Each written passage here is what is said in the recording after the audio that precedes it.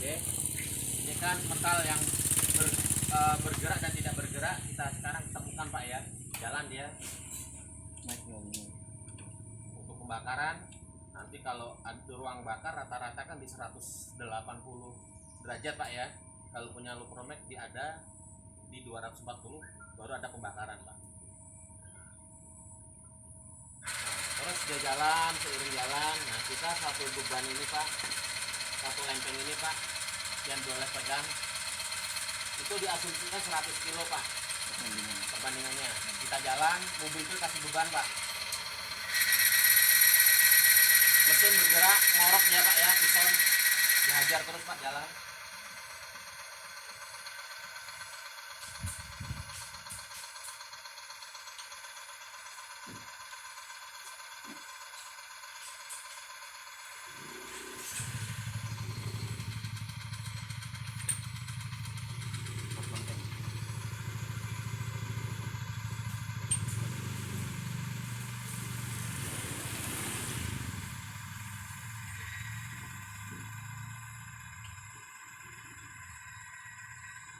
Biasanya tempo ini 4 Pak, ini kenapa hari ini kok 8 masih nggak ngejim?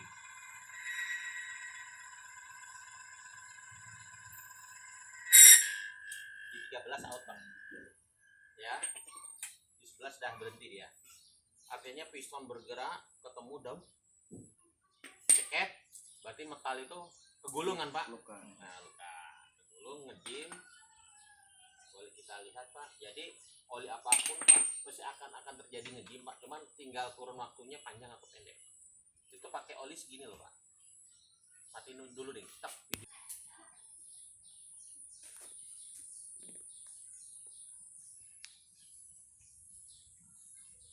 Karena perbandingan bak kalter ini Pak di mobil sama-sama 4 liter Pak.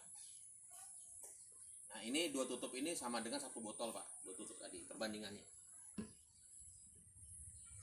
Kita balik Pak ya, geser Pak ya.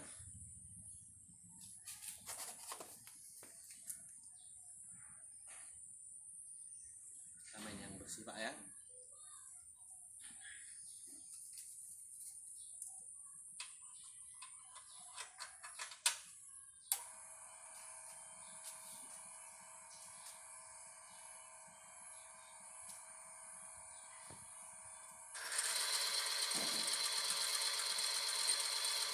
Dulu langsung main ekstrim Pak ya, nggak perlu satu-satu Pak lah.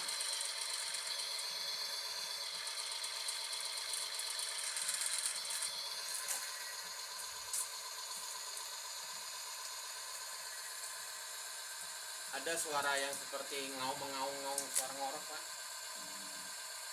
Sebenarnya aditif ini akan bekerja Pak minimal 15 menit Pak dari tadi mutar tadi. Tapi karena untuk tahu dengan kekuatnya aditifnya Lupromek, udah main ekstrim aja Pak.